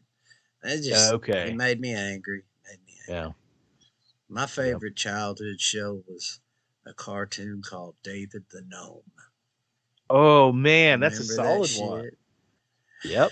And Swift you the remember the fox. first episode? David I, says that gnomes live to be 400 years, and he's 399. So they oh showed us as wow. children that we're watching the last year of someone's life. Holy shit. Oh No shit, that's fucking kidding. heavy. All our Yeah. fucking cartoons fucked us up. Bugs Bunny taught us that if an old bald guy's got a gun, if you dress like a girl and flirt with him, he won't kill you. That's true. I Pepe mean, Le you're not Pew wrong. made sexual assault a comedy. And look at the numbers. Yep. And that's Yep. the biggest conspiracy of all, man. Looney Tunes was an MK Ultra project, allegedly. Allegedly. Damn. Yeah, well, thanks for coming on, y'all, and answering questions from the Magic Skull Bowl. Yeah, has been dude, that fun. was fun. I Yeah. appreciate that. We're just hot off of our 7-year anniversary answering a bunch of, ask us anything questions. So, I mean, this was just in the vein still for us. So, Well, boy, they got a lot of shit to go through now, don't they? right. And Well, we thanks still, for having us, man. yeah, you'll have to come back sometime because we still got questions. Oh, shit. Oh, okay. The well does not runneth dry. I know. Half of these, I think, was because we covered them in dialogue. I had to exit a few of them. Moon landing was one by itself. Ghost was one by itself. Yeah. So on that note, I forgot to mention there is a really great movie. It's got Ron Perlman and oh man, I'm drawing a blank here. The guy that played Ron Weasley. That ginger guy. Yep, that ginger guy. It's a movie called Moonwalkers. You have to check it out. It's a fantastic movie. It's basically the premise of what I described. We're going to land on the moon. We're not sure if we're going to make it on time, so we got to fake a moon landing. Ron Perlman is like the CIA agent who has to make it happen. He goes to the UK to meet Stanley Kubrick, and then enter Ron Weasley and the guy from Umbrella Academy that can talk to dead people. What's his name? It's not Hans, is it? Anyway, they intervene. Oh, it's a phenomenal movie, man. It's worth the watch. Check it out. You got to watch it. Well, speaking of gingers, I'll leave y'all on this because I'm still stuck on Viet Cong Bigfoot. Did you know that Mormon Jesus is a ginger and that there's only one Bigfoot and he's Cain? I have heard that actually. I didn't know that Mormon Jesus was a redhead, but I have heard He's that a Bigfoot was ginger. Cain. Yep. He ain't just a redhead. He is a ginger. Huh. No, but I have heard the idea that Bigfoot was Cain, and because of the atrocities that were committed, he was cast down to wander the earth, similar to the idea of Lucifer and his fallen angels. You know what, though? He didn't die. Uh-oh. So who come off better for it? Maybe this has all been some kind of 3D chess to make us all be kept down by the man. Look at and that. Old dude had it going all along. He just, gets a little hairy during the summer and scares some hunters and lives forever and does what the fuck he wants. It sounds like a great job. I mean, it's not horrible, No. all in all. Well, guys, I really appreciate it. I think we're likewise, up on y'all's mark. Yeah. I have y'all's handle there in the video description so folks can find you. And check out Conspiracy of Silence. Yeah, most definitely, man. Yeah, I saw Fire Pixie plugged it in here as well, so we'll have to definitely check that out, no doubt. All right, y'all. Well, I will see y'all later, and I'm going to exit these guys out. All right, y'all. Let me get some shit out the way here so I can see everybody. and bring my own self up. So, before I go, any questions, comments, concerns, bitches, or complaints?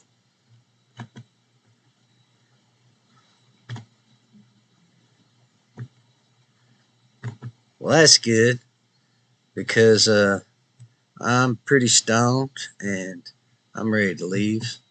So until such time, may consciousness and prosperity prevail. That's all, folks. And don't forget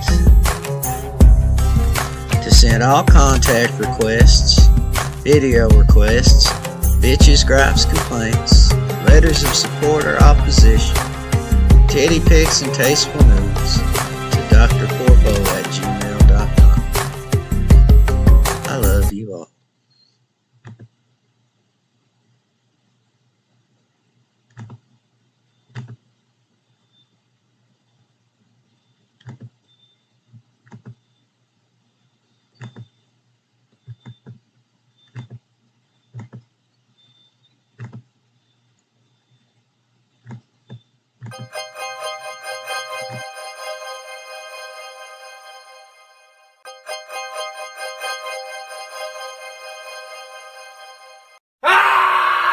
Hey, what's up, bitch?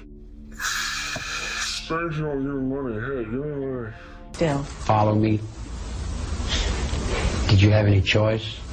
You'll all follow me.